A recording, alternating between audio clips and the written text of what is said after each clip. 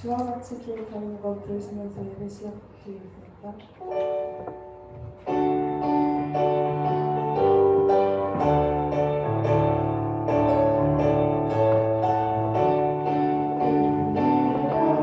주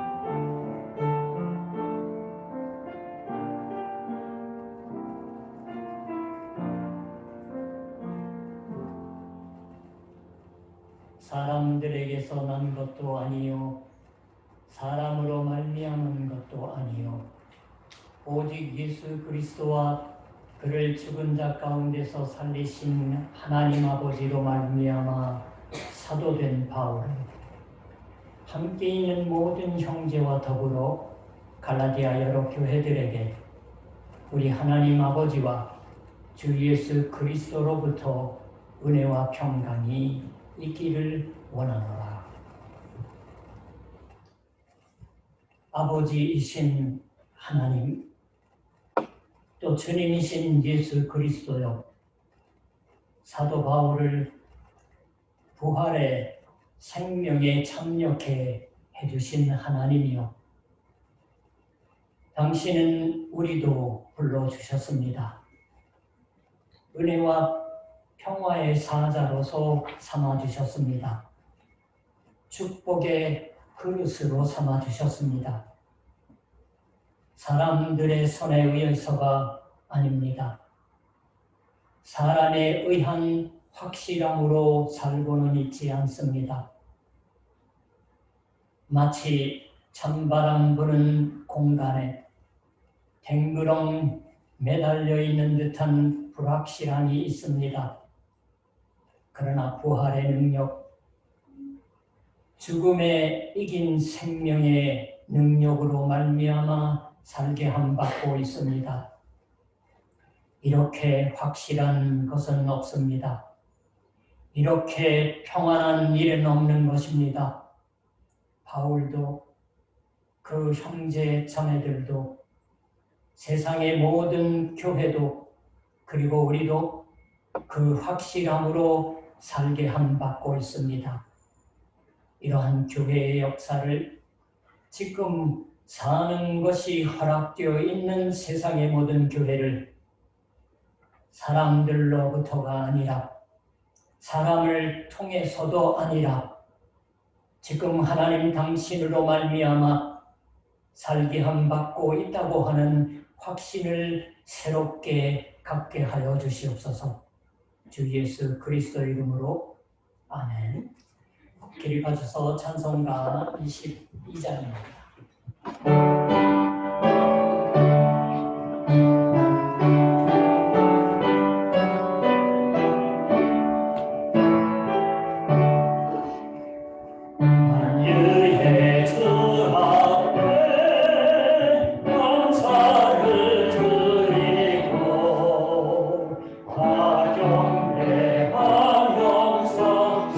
찬송을 부르세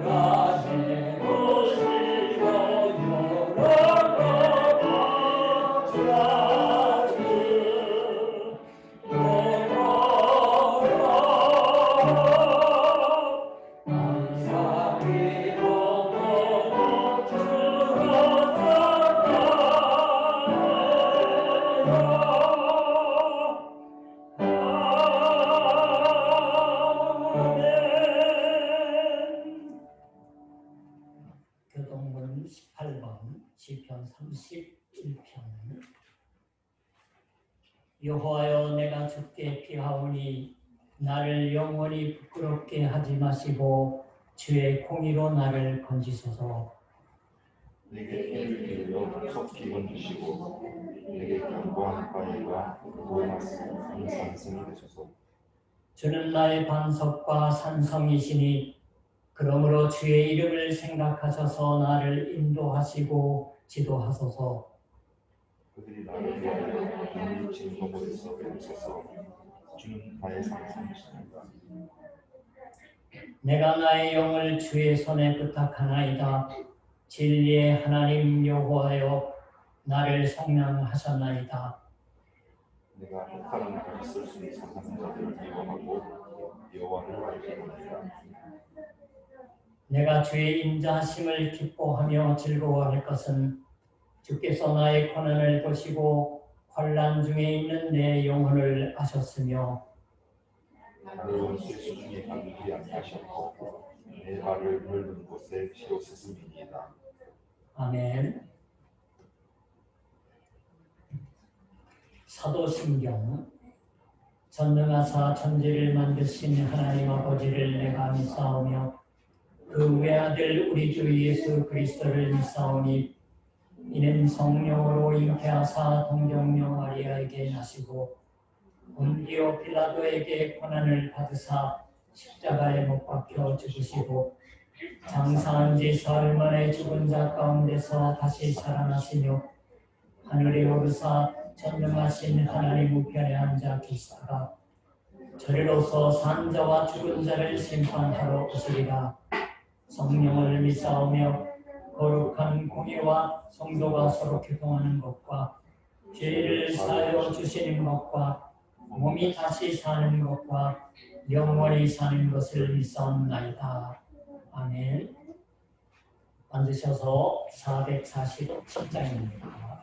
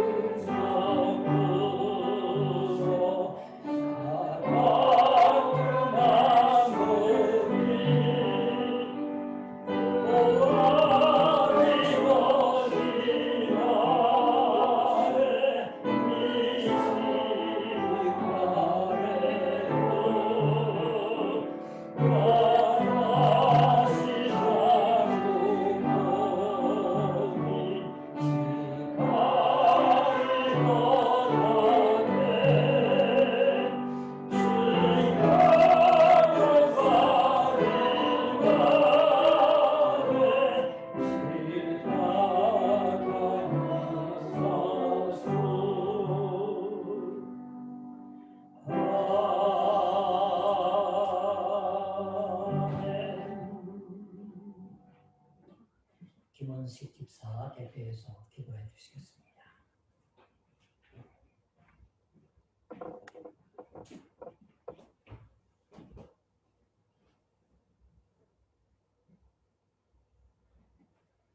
기도하시겠습니다. 하나님 아버지 감사합니다. 이렇게 저희들에게 많은 축복과 은혜를 베풀어주시니 감사합니다.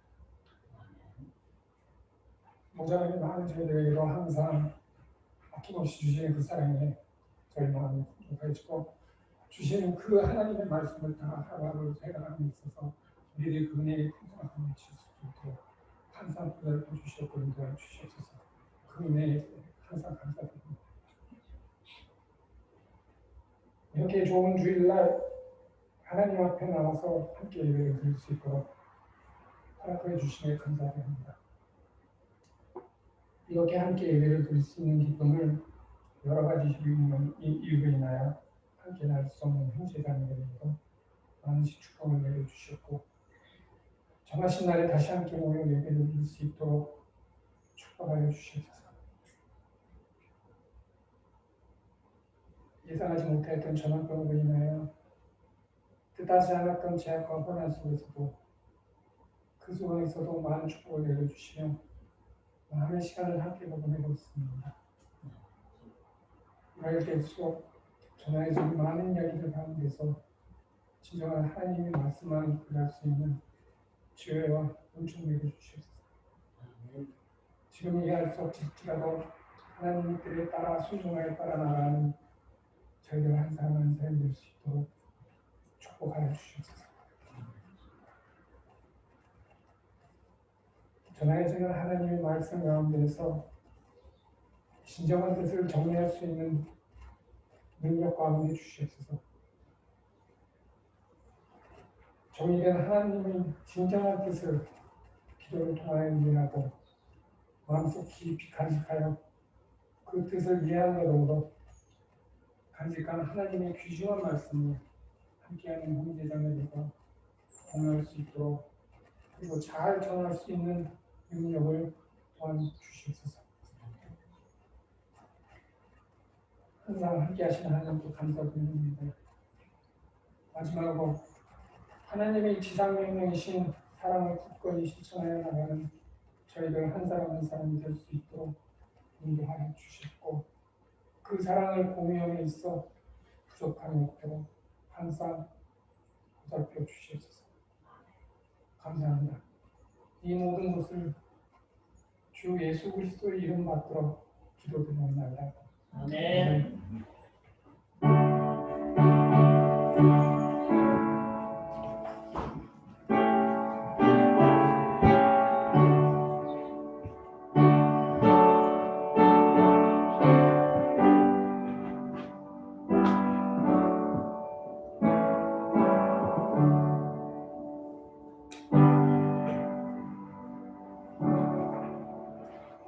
오늘의 말씀 베드로전서 2장 11절부터 17절 이경모 집사 봉독해 주시겠습니다.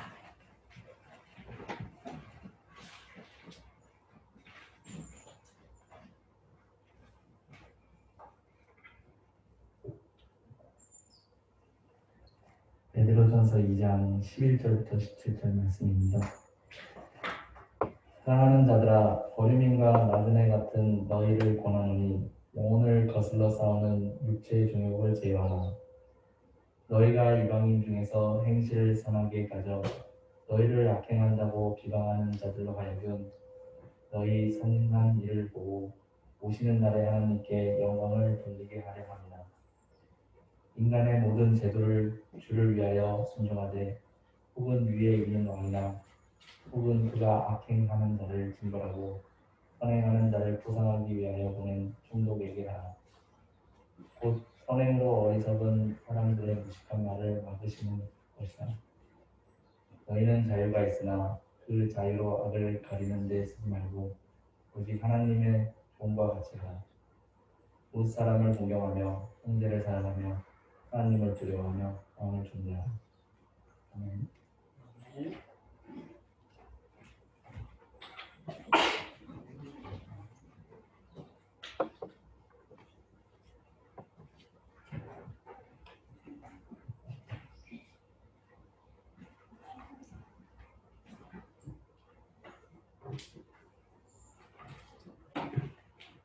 이 아침 우리에게 주어져 있는 말씀은 베드로전서 2장 11절부터 17절까지입니다.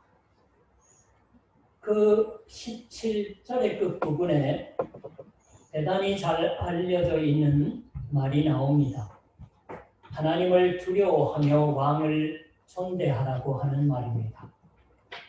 저는 지금 이 말은 잘 알려져 있다고 말씀드렸습니다. 그러나 알려져는 있지만 이 말이 사랑받고 있는지 어떤지 애창하는 성구로서 드는 분이 있는지 없는지 그것은 의문이라고 생각합니다. 특히 오늘날에 있어서는 그렇습니다. 우리는 싫고 좋고가 없이 성경을 계속 읽어서 왕을 존대하라고 하는 말을 듣고 있는 것입니다. 생각하기에 따라서는 이와 같은 말은 회피하고 싶다고 생각하는 바도 있습니다. 그러나 그렇게는 안 됩니다. 성경의 말씀은 종종 우리가 좋든 싫든 관계없이 아니 오히려 우리가 좋아하지 않는 것을 알면서 이를 읽으시오 라는 형태로 들이대어질 적이 있는 것입니다. 강연 설교할 때의 강점이 거기 있어요. 무턱대고 어느 성경을 하나 딱 뽑아서 읽기보다는 대체 베드로는 왕을 존대하라고 해서 무엇을 우리에게 바라고 있는 것일까요? 첫째로 우리가 여기서 확인을 하지 않으면 안 되는 것은 결코 베드로서는 이른바 국가론이라든가 정치 권력론이라든가 하는 듯한 것을 매우 귀찮게 논의하고 있는 것이 아니라는 점입니다. 읽어 나가면 아실 수 있다고 생각합니다. 여기서는 11절에 사랑하는 자들아 너희에게 고난오니 라는 말이 있어서 직역하면 너희에게라고 하는 대명사는 사실 없어요. 사랑하는 자들아 내가 고난한다. 거기에서부터 이 부분이 시작되고 있습니다.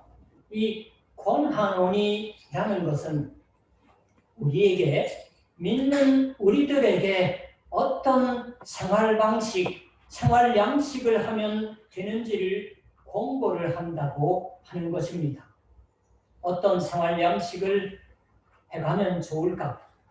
그 점을 먼저 11절과 12절에 있어서 이른바 기본적인 것으로서 진술하여 13절부터는 먼저 왕 혹은 왕으로부터 파견받은 정치적인 지배자에 대한 태도가 이야기되는 것입니다. 다음에 18절에 사환들아, 세번역은 하인들으로 있는 여러분이라는 말로 알 수 있는 것처럼 주인을 섬기는 종이 그 주인에 대해서 어떤 태도를 취하면 좋은 것인가 하는 것이 이야기됩니다. 3장의 1절이 되면 아내들아 라는 말에서부터 시작되는 것처럼 아내가 남편에 대해서 어떻게 살면 좋은가가 이야기되고 있습니다. 3장 7절에서는 남편들아 라는 부름말이 시작됩니다. 국가 정치와의 관련에 있어서의 생활이 이야기되고 그리고 나서 종, 아내, 남편이라는 순서로 가정의 기본적인 관계에 관하여 가르쳐줍니다. 그리고 3장 8절 이하에서 이것도 대단히 중요한 부분이지만 형제 사랑의 마음, 축복으로 사람들과 함께 사는 생활을 하도록 하라고 또한 세상 본격적인 가르침이 이야기되는 것입니다. 이와 같이 더듬어보는 복잡하고 알기 어려운 것을 말하는 것 같지만 13절에 인간의 모든 제도를 주를 위하여 순종하되 라는 말은 이것은 반드시 국가와의 관계만이 아니라 혹은 주인에 대한 관계 혹은 부부와의 관계 전체에도 관련되는 말이다라고 읽을 수도 있는 셈입니다. 인간의 모든 제도라고 번역되어 있는 말은 이러한 식으로 번역하는 것만이 아니라 특히 독일어 성경의 전통에 따르면 조금 의역이 되지만 모든 하나님의 지으신 인간적인 경영이라는 식으로 번역할 수가 있습니다. 하나님이 지으신 것입니다. 모든 제도도. 그러나 그것은 모두 인간적으로 경영하는 제도가 됩니다. 그러한 인간적인 경영이 없으면 이 세상은 살아갈 수 없는 듯한 것, 그것이 예를 들면 왕에게 지배된다고 하는 것인 셈이 됩니다. 우리에게 있어서도 정치적인 권력에 지배된다고 하는 것이고 또 주인을 섬기어서 그 주인에게 생활을 지탱해 받는다고 하는 것이고 또 남편과 함께 또 아내와 함께 살아가는 것이다 라는 것이 됩니다. 게다가 또 하나 여기서 중요한 일이 있습니다. 어디가 중요하냐고 하면 다만 막연히 국가라든가 가정이라든가가 이야기되는 것이 아니라 여기 등장하는 권위자들은 전부가 훌륭한 권력자는 아닌 것입니다. 특히 강조되는 것은 종이 섬겨야 할 것은 까다로운 주인일지라도 그렇게 순종해야 하는 것이다라고 그와 같은 주인을 어떻게 섬길지가 가르쳐지고 있습니다. 혹은 3장에서 아내가 상대를 하는 것은 말씀을 순종하지 않는 남편입니다. 말씀을 순종하지 않는 것이니까 잘난 체 하기만 하고 있는 남편을 생각할 수가 있는 셈입니다. 이 베드로전서는 모범적인 왕, 주인 남편이 아니라 모두 제각기 권위를 가지고 있어서 게다가 그 권위를 믿고 뻐기어서 잘난 체 하는 사람들입니다. 그런 사람들을 대체 어떻게 대하면 좋으냐고 하는 것을 베드로가 세상 가르칩니다. 순교하기 직전에. 한편으로는 이들은 전부 명백하게 하나님께 지으심 받은 것입니다. 그럼에도 불구하고 모두 그 권위에 서는 사람은 자기 자신을 절대화해버리고 잘난 채 해대버린다라고. 이 당시는 로마 제국의 시대입니다. 우리가 학교에서 배우는 것처럼 예를 들면 아우구스투스 등에 알게 되는 것처럼 자신을 신으로 하고 예배하여 존대할 것을 요구하는 황제도 나온 그러한 제국이었던 것입니다. 자신을 주로 하라고. 그러니까 그리스도인들이 예수 그리스도를 주라고 부르는 것이 대단히 못마땅했던 셈이 되는 것이에요. 주인 중에도 그러한 폭군이 있었던 것일 테지요. 남편 중에도 마치 작은 우상처럼 아내의 절대적인 복종을 요구하는 듯한 남편이 많이 있었다고 생각되어집니다. 그 옛날 시대이니까요. 그것은 우리에게 있어서도 먼 것이 아닐 터입니다. 그러니까 당시의 사람들에게 있어서 주 예수 그리스도께 구원받는 것의 한 가지 구체적인 의미는 그러한 권력자에게 목덜미를 짓눌리어 복사당하고 있는 자신이 구원받는다고 하는 것이었습니다. 구원받는다고 하는 것은 추상적인 일이 아니라 구체적인 일이었습니다. 우리도 구체적인 생활 속에서 무엇에 괴로워하고 무엇에서부터 구제되고 싶은가? 무엇에서부터 달아나고 싶다고 생각하고 있는 것일까요? 그것은 확실히 하나는 이러한 갖가지 멍에입니다. 우리를 짓누르고 있는 멍에가 있다. 그 멍에로부터 자유롭게 된다고 하는 것과 구원받는 것을 결부시켜서 사람들은 생각하고 있던 셈이에요. 주 예수 그리스도는 그와 같은 명예로부터 우리를 자유롭게 해주시는 것입니다. 그 의미에서 보면 특히 16절은 중요한 의미를 가집니다. 너희는 자유가 있으나 새 번역은 여러분은 자유인으로 사십시오. 이 자유가 있으나 자유인이라는 것은 한편으로는 사회적으로는 노예가 아닌 사람이라는 의미를 가졌던 말입니다. 그러나 여기서는 그러한 의미가 아닌 듯합니다. 이러한 편지를 읽은 교회의 사람들 중에는 여전히 아직 노예인 사람도 있었던 것입니다. 그러니까 18절에 사환드라라고 말을 붙이는 것이에요. 하우스 서번트예요. 직역을 하면은 집에 있는 노예들입니다. 이 사환은 여전히 주인에게 매여 있습니다. 그러나 그 주인에게 매여 있는 사람들에게 대해서 베드로서는 자유가 있으나 또는 자유인이라고 부르고 있습니다. 자유라는 것은 반복해서 말씀드리지만 구체적인 것입니다. 자신을 절대화해서 자신을 짓눌러 오는 사람들로부터 해방되는 것을 자유한 또는 자유인이라고 설명하고 있게 됩니다.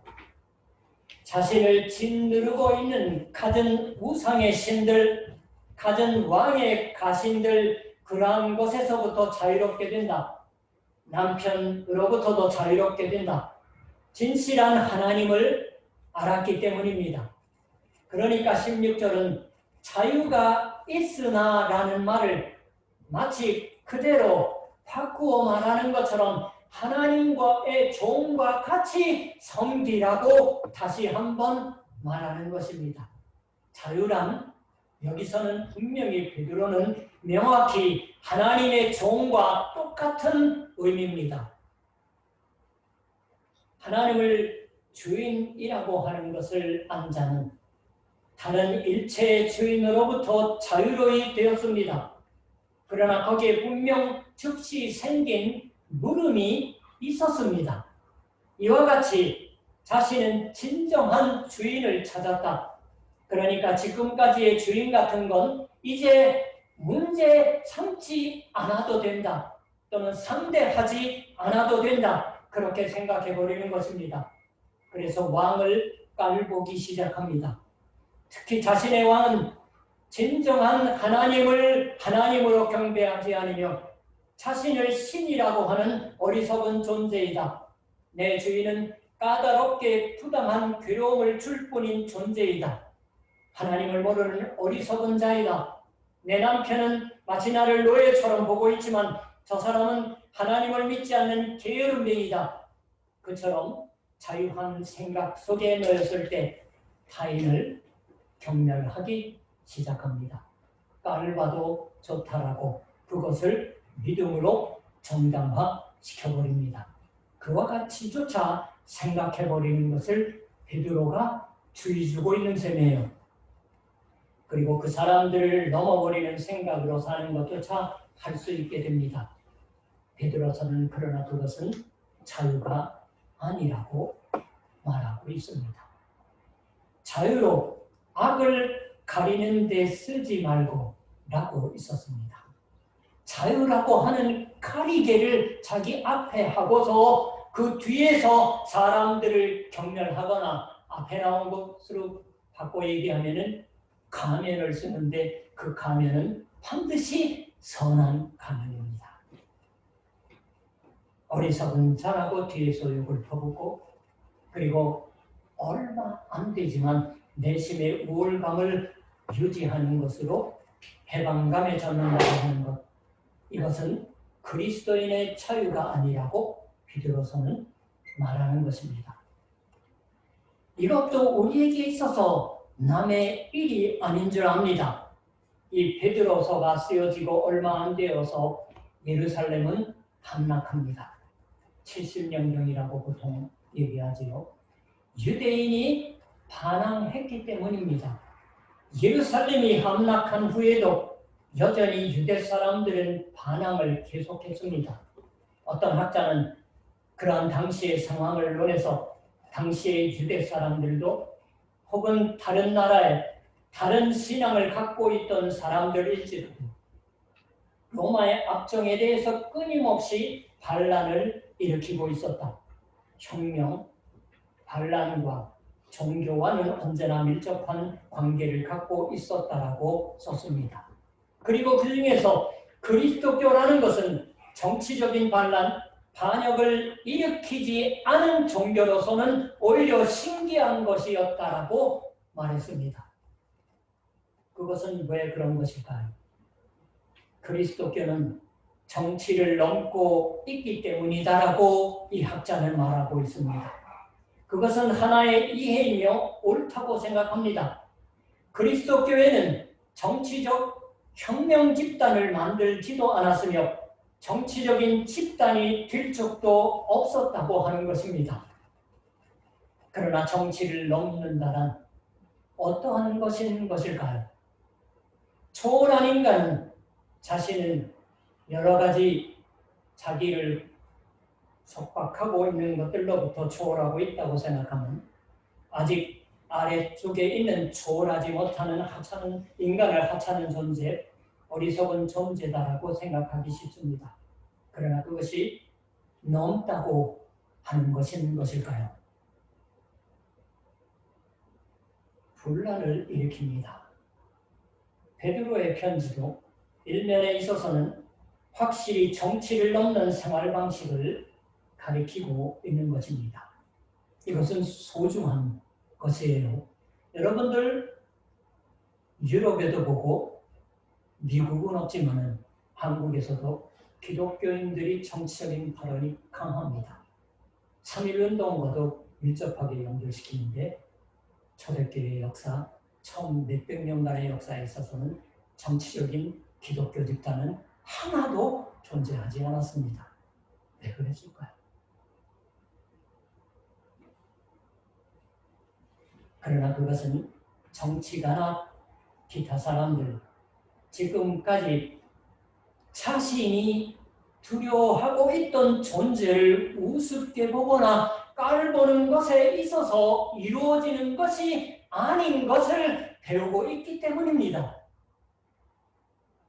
만일 한국이 조용해지기를 바라면 진짜 이 말씀으로 돌아가야 하지 않을까 생각을 해봅니다.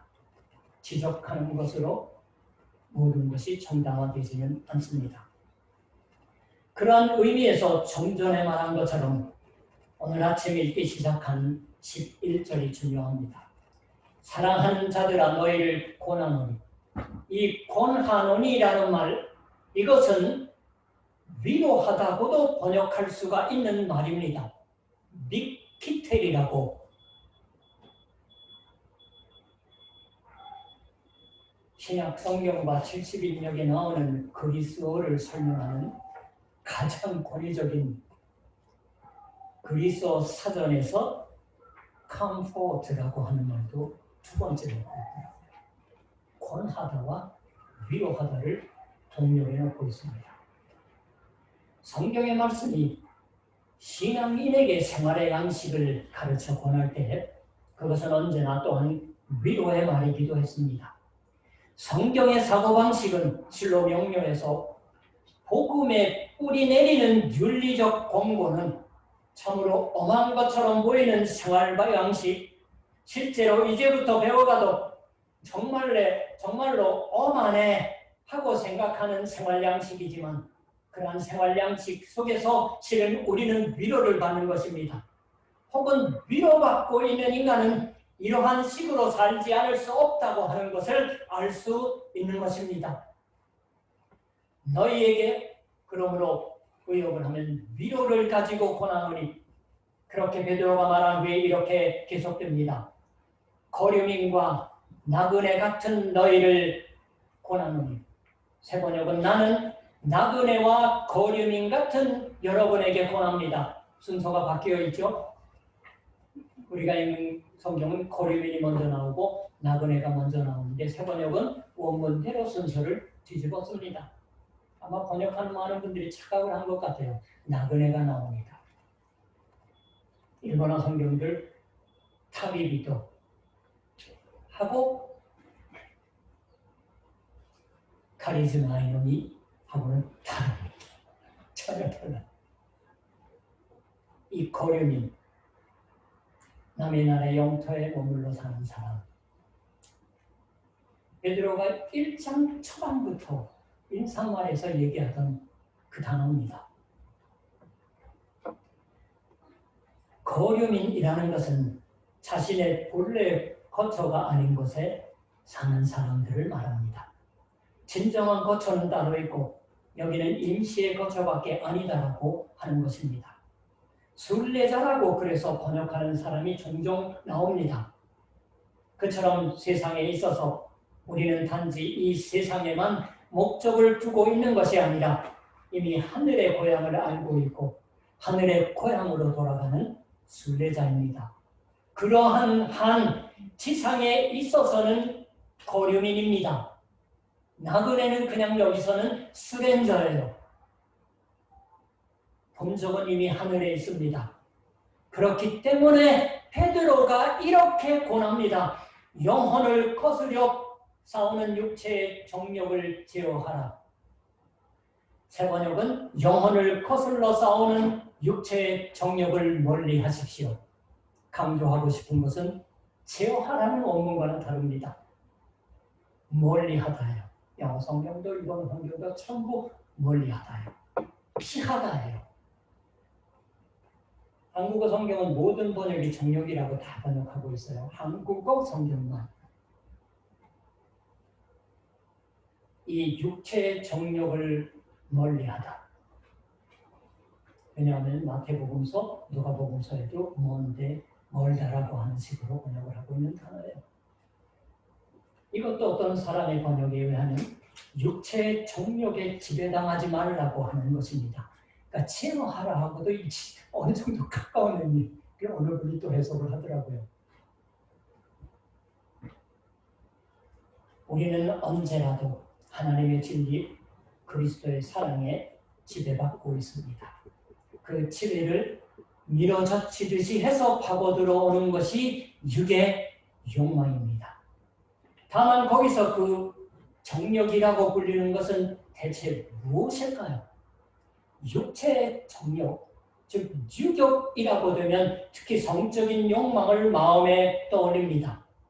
그러나 여기 육체의 정욕이 그와 같은 욕망을 이야기하고 있는 것이 아님은 분명합니다. 그걸 의미하면 굉장히 조그라뜨리는 거예요. 참조는 여러분들 나중에 한번 읽어보세요. 일일이 가서 확인해 보십시오. 그것은 이 말씀에 이어서 이야기되는 말에서부터 분명해집니다. 바로 19도 그렇고 3장 8절 이하에 나오는 구체적인 관계 속에서 사는 생활의 양식을 말할 때, 예를 들면 남편이나 아내와의 생활에 관하여 이야기하고 있을 때에도 성욕을 피하거나 제어하라고는 조금 더 말하지 않습니다. 오히려 영적인 것에 거스르는 것, 하나님의 영의 지배에 거스르는 것은 모든 성경이 육이라고 가르칩니다. 더군다나 여기서 육의 정욕 할 때에 보통은 명사에 소유격을 쓰는데 여기 나오는 육은 형용사입니다. 성경에 7번밖에 사용되지 않아요. 바울 서신 이외에는 여기만 나옵니다. 예를 들면 남편이나 아내와의 생활에 있어서는 말씀드렸어요. 그렇다고 하면 육체의 정욕이란 무엇일까요? 거기서 좀 전에 우리가 물었던 것을 다시 한번 생각해 주시면 좋습니다. 우리는 이미 자유합니다. 그러나 그 자유를 알았을 때 노예에서 해방이 되지 않았다고 할지라도 우리가 곧바로 범하고 마는 죄, 그것은 자유를 안다고 하는 뛰어난 지위에 섰을 때 곧 거기서 시작되는 것입니다. 아직 부자유한 사람을 모욕하는 거예요. 세번역대로 하면은, 우리가 읽는 성경대로 하면은 욕을 합니다. 그것이 곧 육의 욕심입니다. 많은 경우에 있어서 욕심, 특히 복음서는 전부 욕심이라고 번역을 하고 있어요. 정욕이라고 번역된다. 히브리서에는 정욕이라고 2번 여기하고 4장에도 나옵니다. 따라서 이 육체의 정욕이라는 말은 우리의 믿음 생활과 종이 한 장 같은 데 있습니다. 바로 곁에 있는 셈이에요. 이 편지는 왕이나 총독이 자신들을 믿음 까닭에 박해하고 생명조차도 위협하는 존재임을 정확히 알고 있었습니다. 18절에 나오는 주인도 또한 까다롭고 남편도 또한 하나님의 말씀에 대해서는 오히려 반항적입니다. 그러니까 주인이 사환에게 주는 괴로움, 남편이 아내에게 주는 괴로움, 믿는 자에게 있어서는 참으로 이들이 힘든 존재였습니다. 그리고 이 가르침에 의해서 3장 8절 이하, 특히 9절에 이렇게 가르치고 있습니다. 악을 악으로, 욕을 욕으로 갚지 말고 도리어 복을 빌라, 축복을 빌라라고. 근데 이 사람들이 모두 하나님을 믿는 이들을 모욕했어요. 모욕하는 왕, 주인, 남편이었던 것입니다. 그리고 노골적이든 은밀하든 우리가 알고 있는 지혜는 모욕에는 모욕으로 대항한다. 이것이 우리의 지혜입니다. 어떤 종교를 가지고 살아가든. 그러나 바로 그것이 육의 욕심이다라는 것을 베드로가 가르칩니다. 어쩌면은 예루살렘에서 파송된 선교사들을 향했는지도 몰라요. 깡도는 자유인들이. 모욕을 당했다면 모욕하고 싶어집니다. 믿지 않는 지질이 못난 놈하고 욕을 퍼붓고 싶어집니다. 우리는 마음속에서 실로 종종 욕을 하고 있는 게 아닐까요? 일본 나라는 그리스도교 국이 아니니까 틀려먹었어라든가, 한국이라는 나라는 그리스도인이 정치가 중에 그렇게 있으면서도 이러한 일이 되는 것인가든가, 자신의 남편은 교회에 가지 않으니까 술만 처먹고 있으니까 이런 것이 되는 것이다든가, 입 밖에 내서 말하지 않아도 끊임없이 욕을 해서 사람들을 멀리합니다. 그렇게 해서 자신들 그리스도인은 훌륭한 생활을 하고 있는 것이냐 생각하고 살고 있는 것이 우리들이 아닐까요? 저는 요즘 점점 느낌이 이 점이 고쳐지지 않는 한 교회가 평화를 얘기하는 것은 멀다라고. 베드로서가 말하고 있는 육체의 정욕의 첫 번째는 그것입니다. 그러니까 이것은 대단히 성적인 욕망에 대한 것을 말하는 것이어서 수상적인 간판이 걸려있는 가게나 영화관에 들어가는 패거리의 관계가 있는 것이지, 우리 정결한 생활을 하고 있는 그리스도인에게는 관계없다고 하는 것이 아니다. 이건 일본 사람들한테는 맞을까요? 한국 교회는 조금 정욕에 쏠리는 면이 많습니다. 벌어지니까 사실상.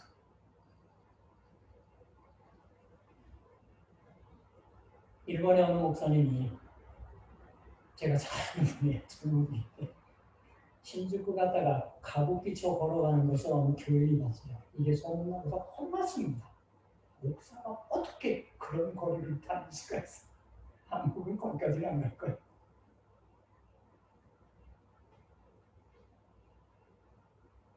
그렇기 때문에 베드로서는 너희에게 권한다, 위로로 권한다라고 말한 최초에 너희의 영혼을 거슬러, 여기도 거스르다고 하는 단어는 없지만 몸에 대항하다라는 전치사예요. 영혼에 대항해서 언제든지 싸움을 걸어오는 생각, 정욕을 그렇게 풀이했습니다. 너희 안에 여전히 뿌리가 남아있는 것처럼 생각되는 모욕에는 모욕으로 갚는 사람들을 깔보는 것으로 자신의 조금이라도 우월감을 가지는 것으로 살아가는 생각과 싸우려고 하는 식으로 말하는 것입니다. 아까 왜 예루살렘에서 파송된 선교사를 얘기했냐면 율법을 또 강조했기 때문이에요.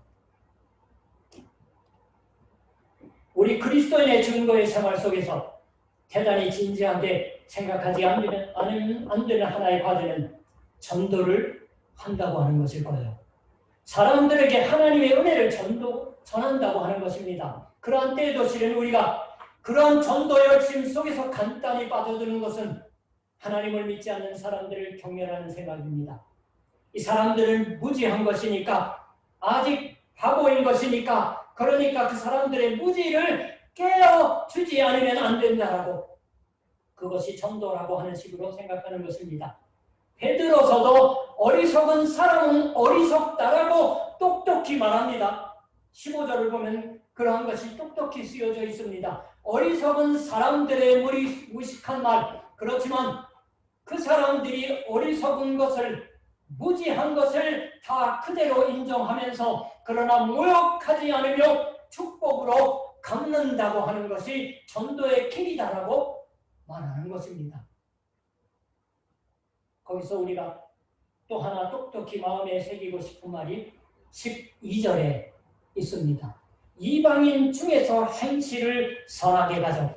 이 12절을 통해서 오늘 설교의 제목도 삼은 셈이요.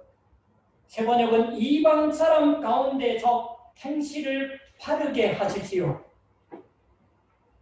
행실을 선하게 가지다라는 것은 어떤 때 일에 한한다고 하기보다는 이방인 중에서 언제나 선하게 계속 행동하라고 하는 의미의 말입니다. 우리는 선하다라고 하는 말을 들으면 어떻게 생각할까요? 영어하고는 딴판이에요. 영어는 굿이에요. 하나님의 오가 하나 더 붙은 것을 선하신 하나님 할 때 굿이라고 써요. 우리는 착한 거죠. 말 잘 듣고 딴짓 안 하는. 그리스도에는 우리말로 선하다, 선함이라고 하는 것을 표현하는데 두 가지 말이 있습니다. 여기서 사용되고 있는 것은 특히 밖에 나타나는 선함을 의미하는 말입니다. 사람이 보고서 이것은 선하다, 또는 다른 데서는 바르다, 다다시라고 해서 바를 정자를 쓰거나 착할 성자를 씁니다. 두 가지예요. 아니면은 좋다라고 하는 요이 다다시예요. 그와 같은 선함입니다. 그리고 또 하나 사람에게 보여져서 선한 것, 그것은 아름다운 것입니다. 따라서 여기도 또한 공동번역 개정판은 아름다운 행위라고 번역을 하고 있어요. 아름다운 혹은 매력 있는 행실이라고 번역하는 사람도 있습니다. 사람들의 마음을 끌어당기고 혹은 또한 설득하는 그런 선함입니다. 왜 그와 같은 말을 베드로가 여기서 쓰는 것일까요? 어쩌면 실루아노가 그렇게 번역했던 것일까요가 정확한지 모릅니다. 사람들의 마음에 대한 설득력을 가진 아름답고 바른 행실이 여기서 이야기되고 있다고 하는 것은 오늘의 말씀에 계속되는 베드로 자신의 말에서도 설명되고 있습니다. 개역개정에는 그렇게 해야 그들이라고 하는 번역은 없습니다. 그렇게 해야 그들, 즉 너희를 악행한다고 비방하는 자들로 하여금 너희 선한 일을 보고 오시는 날에 하나님의 영광, 하나님께 영광을 돌리게 하려 합니다. 그들이란 바로 그 행실을 이유로 해서 그 행실이 뭡니까? 아름다운 행실, 선한 행실, 일본어 성경대로 하면은 립바나 오코나이예요. 일본어 성경 그렇게 번역하고 있습니다. 너희를 악행한다고 비방하는 자, 즉 가장 구체적으로 말하면 그리스도인이 되었다고 하는 것만으로 무척 당시의 사람들에게 욕먹었습니다. 새 번역대로 하면은 모욕당했습니다. 그 욕과 모욕의 신뢰가 주석서에 소개되고 있더라고요. 예를 들면 여러분들도 아마 몇 번 들어보셨을지 모릅니다. 전형적인 어디서나 들었던 욕과 모욕은 예배에 관한 욕입니다. 예배 처소에 자신들은 들어가지 않습니다. 아직은 교회당이라고 부를 만한 건물이 생기기 전이에요. 그리스도인들이 모여서 대체 무엇을 하고 있는 것인지 악이 섞인 호기심으로 관찰합니다.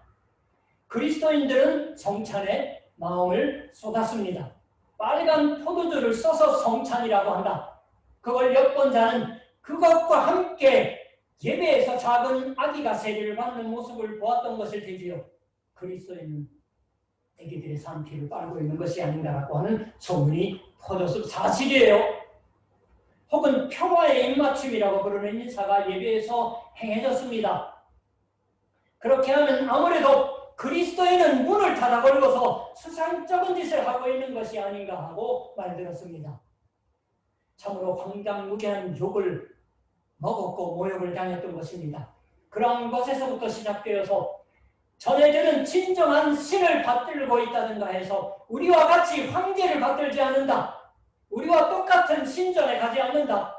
우리와 다른 생활을 하기 좋아한다고 하는 것 같은 것까지 같은 빈정거림을 말듣거나 머지않아 그것이 박해의 이유로 바뀌어 가는 것입니다. 우리는 우리 나름으로 맛보고 있습니다. 그처럼 우리의 믿음 바로 그것, 주 예수 그리스도를 따라서 사는 바로 그것이 욕먹는 재료가 되어버리고 있다. 그리고 그 욕먹는 모욕의 재료를 제공하고 있는 행위, 선한 행위, 립바나 뽀꼬나의 아름다운 행실, 그것에 있어서 선한 일, 바른 행위, 아름다운 행위로 살자고 베드로가 세상 권합니다. 그 선한 일, 바른 행위, 아름다운 행위에 결국은 설득되어서 믿음을 갖고 있지 않은 사람들도 하나님께 영광을 돌리게 된다. 일본어 성경은 아가메르 요미나르. 12절은 그렇게 말씀하는 것입니다. 여기 우리말로 영광을 돌리다라고 번역되어 있는 말. 일본어 성경은 거의 대부분 아가메르라고, 아가메르 요미나르라고 번역을 하는데 원래는 존경하다, 영광으로 생각하다 또는 칭찬하다라는 의미입니다. 일본어 성경도 아가메르를 호메라레르라고 번역하는 것이 있더라고요. 찾아보니까 일일이 찾아봤어요. 거기서 12절의 마지막 말은 이렇게 쓰여져 있습니다. 오시는 날에 하나님께 영광을 돌리게 하려 합니다. 하나님께서 찾아오시는 날에 하나님께 영광을 돌릴 것입니다. 누가? 오시는 날. 이것에는 두 가지 해석이 있습니다. 오시는, 찾아오시는 그것은 원래 어떤 사람을 방문한다고 하는 글자 그대로의 의미의 말입니다. 하나님이 우리 인간을 방문해 주시는 것이에요. 그때 무엇이 일어나는 것이냐? 하나님의 심판이 일어나는 것이 가장 보편적인 해석입니다. 또한 이러한 이해도 있습니다. 제가 아마 그쪽에 맞춰갔는지 몰라요. 그리스도인을 어리석은 자 취급하고 욕하고 모욕하고 있는 사람들이 있다. 그러나 우리가 뭔가 훌륭한 일을 하거나 혹은 멋진 이론으로 압도해서 그리스도인으로 그들을 삼아버리는 것이 아니라 어느 날인지 모르지만 모두 각기 반드시 언젠가 하나님께 방문받을 때가 온다. 그 하나님의 방문의 때에 그랬었나? 그 사람이 내게 보여주었던 것은 이것이었던가라고 우리의 과거의 행위가 거기서 세상 하나님의 진리를 증거하는 데 도움이 된다. 하나님이 그처럼 우리를 들어서 주신다. 그 사람도 또한 하나님께 영광을 돌리게 된다. 하나님을 칭찬하게 된다. 그와 같이 한 사람 한 사람이 그 생활 속에서 하나님께 방문해 받는 그러한 날이 오는 그러한 의미다라고 하는 것입니다. 특히 여기서 우리가 마음에 담지 않으면 안 되는 것은 아무튼 여기서 하나님이 방문하시는 것이 우리 믿음의 사람들이 아니라고 하는 것이에요. 영광을 돌리게 되는 게 누굽니까? 비방하던 자들이에요. 그러한 의미에서 오시는 날, 찾아오시는 날이 아니라고 합니다. 우리를 비난하고 욕을 하고 압박하는 불신앙인 사람들을 하나님이 방문해 주시는 날이 온다.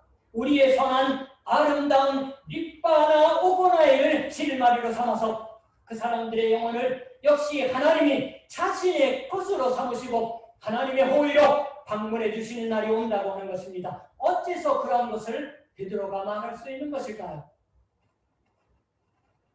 여기서 느닷없이 비약하는 것 같지만 마가복음서 14장 6절을 읽고 싶습니다. 이 14장 3절 이하에는 참으로 인상 깊은 사건이 기록되어 나옵니다. 사복음서 가운데 누가복음서만 없어요. 왜 그런지 모르겠습니다. 주 예수께서 십자가에 달리시는 날이 다가왔을 때 왜 다가왔다라고 하는 표현을 제가 굳이 썼냐 하면 마가복음서 14장에 들기 때문에 순서상으로 16장으로 끝나지 않아요. 나병 환자 시몬의 집에서 요한복음서는 마르다의 집이라고 나옵니다. 아예 이름이 어떤 것이 정확한지는 모르겠어요. 식사하실 때 한 여인이 나드향이라고 불리는 값비싼 향유를 갖고 와서 그것을 주 예수께 전부 쏟아 부어버렸습니다. 머리에요. 다른 데서는 발에 붓고 머리카락으로 닦은 그거와는 다릅니다. 어찌하여 이 향유를 허비하는 것인가라고 사람들이 나무랐을 때 마가복음서는 사람들이고 마태복음서와 요한복음서의 병행 구절에서는 제자들이 나무랍니다. 굳이 유다만이 아니에요.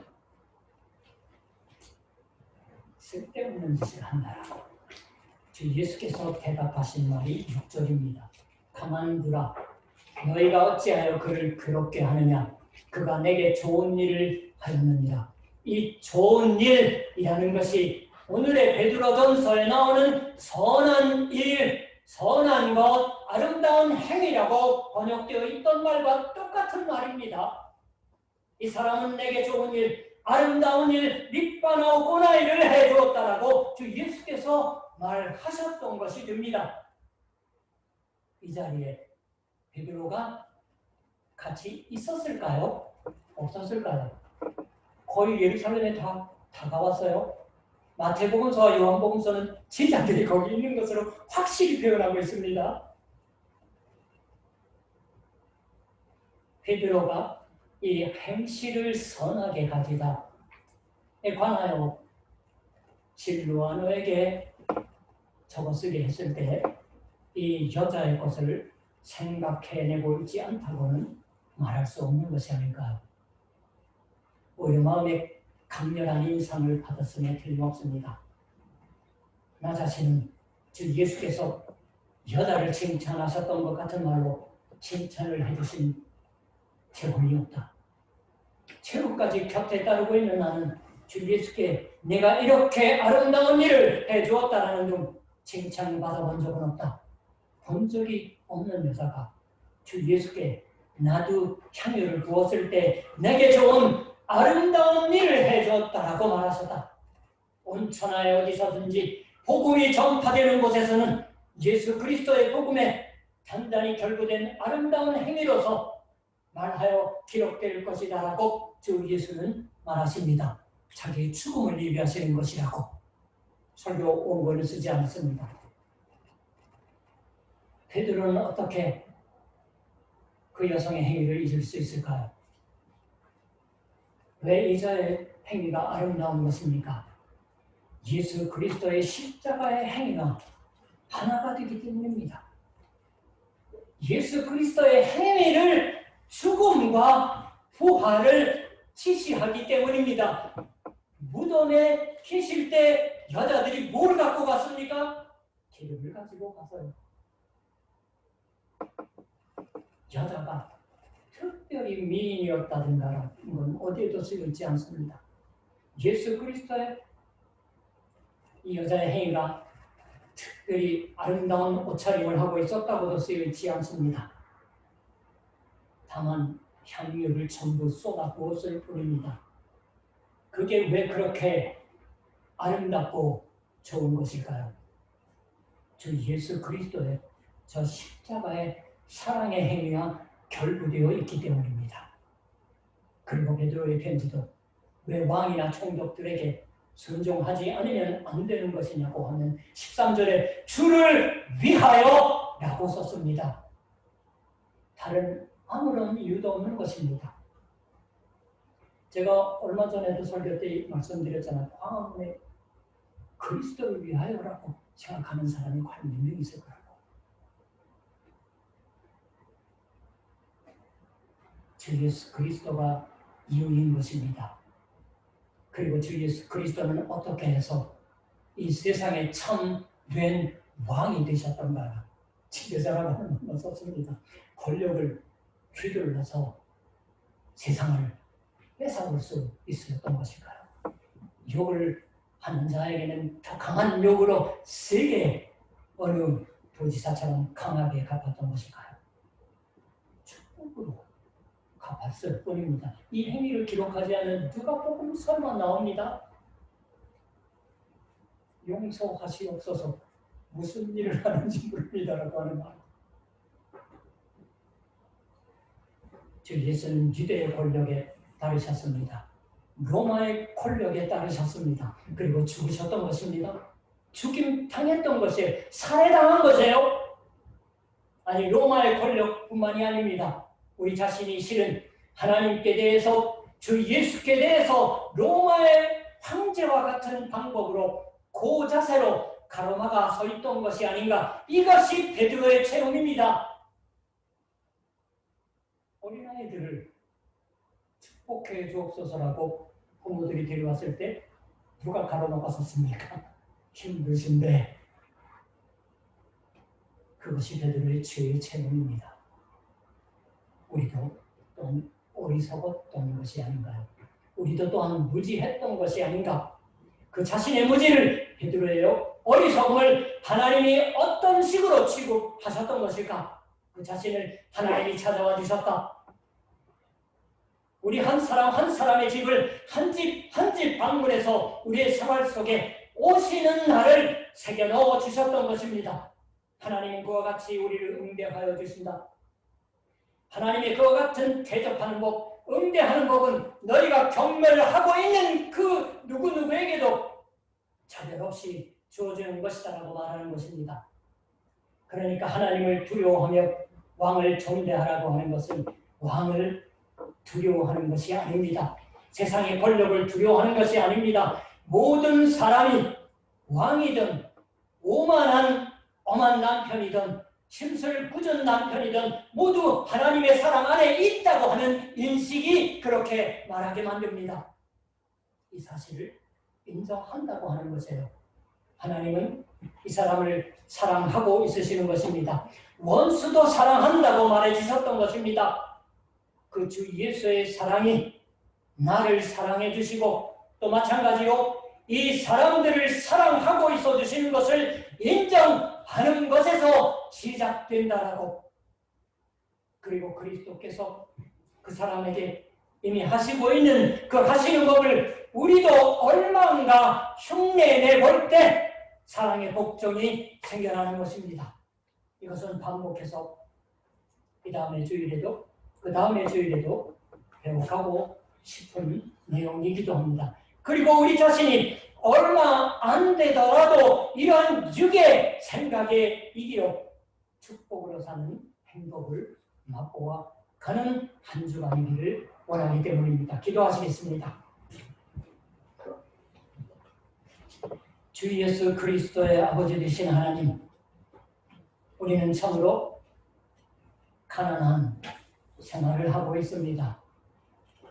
그러나 아주 적은 당신의 은혜를 받아도 그 때문에 은혜 받지 못한 이들을 향한 오만한 생각이 되어 그리고 또 우리들의 주위에서는 당신을 믿으려고도 하지 않으며 다른 이들을 향한 사랑에도 살려고 하지 않는 사람들을 가볍게 여기고 큰 소리로 비판하거나 그렇게 해서 스스로의 순결함이 유지되는 듯한 착각에 빠지는 우리들입니다.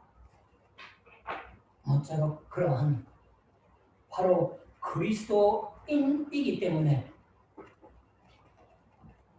끓어오르고 있는 주의 생각과 항상 싸우면서 주 예수 그리스도의 은혜로 말미암아 이러한 것들에 승리하면서 주 예수님을 본받고 배우는 생활을 스스로의 생활 속에서 만들어 갈 수가 있게 하여 주시옵소서.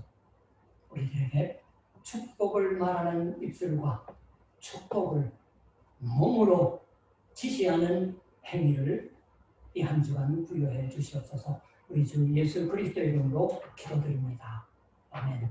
찬송가 455장입니다.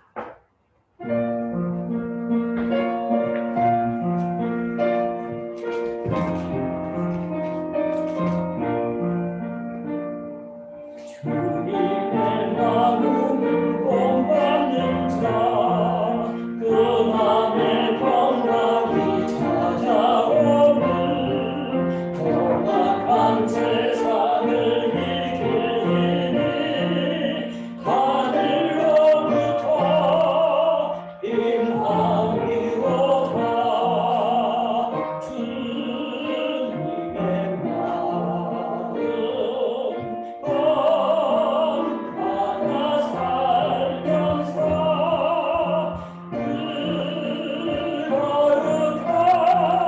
거룩하신 나도 이루니 주님이 고해가 기뻐해 주 주님이 생각해 이래놓고 나야 하나씩 신이하니 기뻐하니 나의 가슴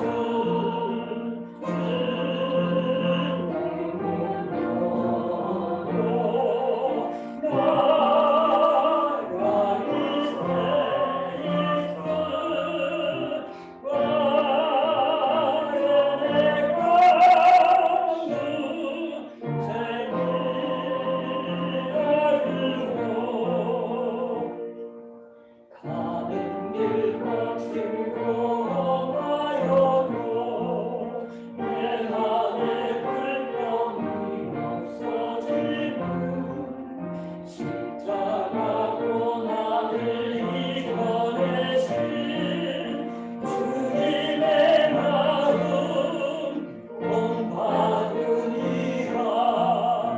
주님의 마음 본받아 살면서 그 거룩하신 나도 이루리. 주와 부탁하 믿고 가래주 선언이 세있고 가해하되 주로 가야 그니 가서 아버지 밑에 가까이 마수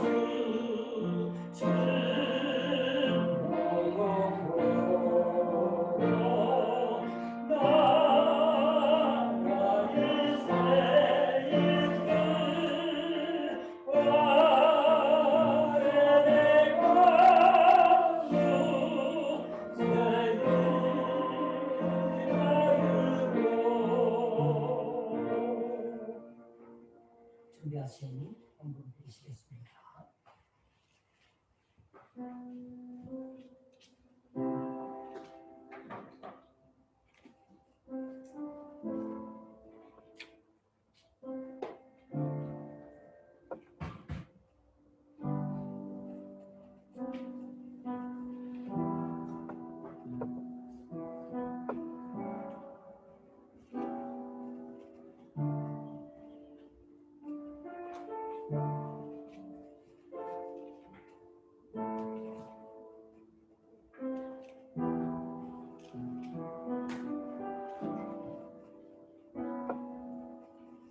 선생님이 보고 하나를 이렇게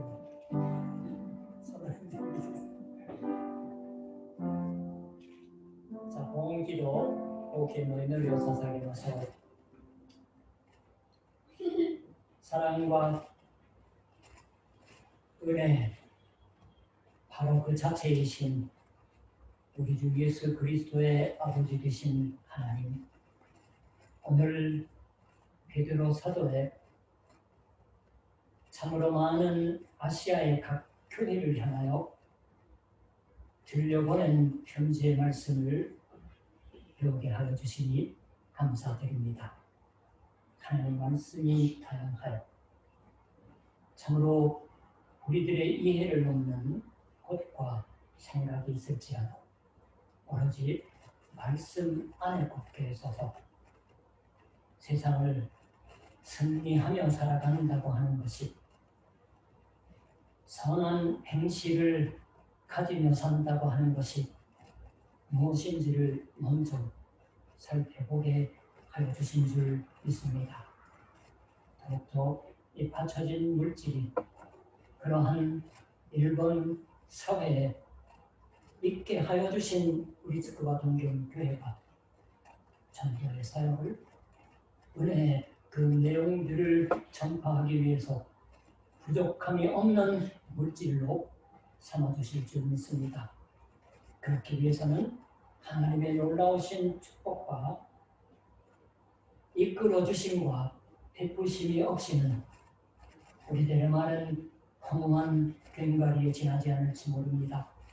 사랑을 잃어버리지 않게 도와주시옵시고 더욱더 우리들의 행위가 선한 나드 향을 주 예수의 머리에 쏟아부은 여인의 아름다운 행실처럼 우리도 또한 그런 행실로 살아가는 교회에게 도와주시옵소서. 감사드리며 우리 주 예수 그리스도의 이름으로 기도드립니다. 아멘. 감사합니다. 오늘은 오시라세도 거의 매주 기록되는 내용입니다. 여러분들 어떤 때는 조금 맥이 좀 빠질 때가 있어요. 우리 사람 보지 말라고 하는데 수요일 몇 명 클릭했나라고 하는 거고 지난주 보면은 상당히 적더라고요.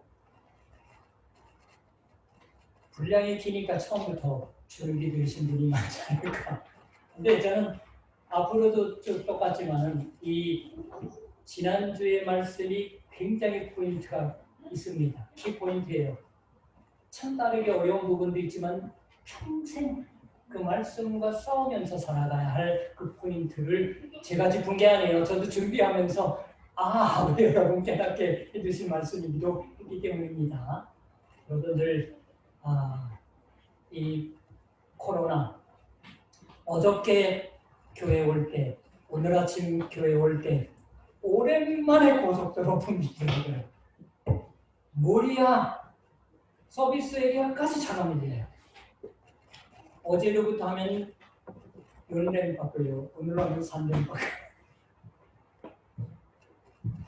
감염자가 늘어나는데도 익숙해졌습니다. 다들 손 열심히 소독하고 마스크 쓰고 어느 정도 거리를 두면 된다고 하는 건 틀림없습니다. 그런 거 없으면 서비스업에 종사하는 사람들 큰일 납니다. 굶어 죽어요. 여러 가지 생각하면 정치가만을 욕할 수도 없는 것이고 누구만을 욕할 수도 없는 것이지만 스스로의 건강 우리가 지킬 수 있도록 저도 사실 설교할 때 이렇게 마스크 벗고 하는 게 좋은가 이대로 되는가 비말은 상당히 저기 한다고 하는데 이거 아무래도 해야 되는 게 아니면 그 갈등 속에서 매주일 있습니다. 그래서 수요일 성경 공부 놓고 할 때는 아주 마음 편해요. 제 침축일 것은 파소콘밖에 없으니까 파소콘 보면 쫙 방울투성이에요. 침방울. 아무튼 감사합니다. 건강하게 하나님이 지켜주시고 하나님이 인도해 주시는 나날을 살아가게 하시는 줄 믿습니다. 그러면 다른 연락사항 없으시면 길 빠져서 620장 2절 함께 찬송하신 후에 축도를 마칩니다.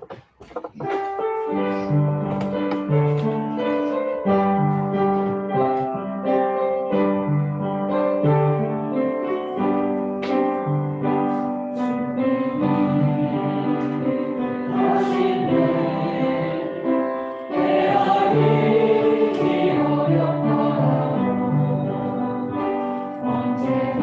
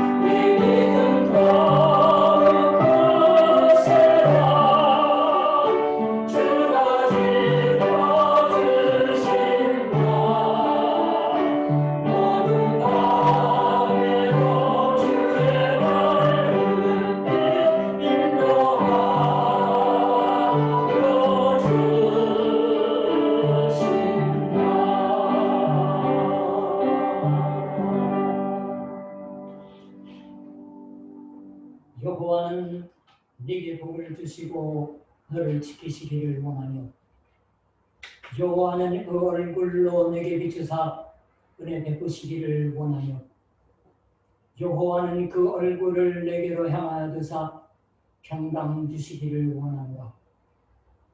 주가 아나타오 슈크 것이 아나타오 마모라리리오니 주가 미카오 무케테 아나타오 테라시 아나타니 메구미와 타에라리리오니 주가 미카오 아나타니 무케테 아나타니 해양모 토마리오니 주 예수 그리스도의 은혜와 하나님의 사랑과 성령의 교통하심이 너희 무리와 함께 있을지어다. 아멘.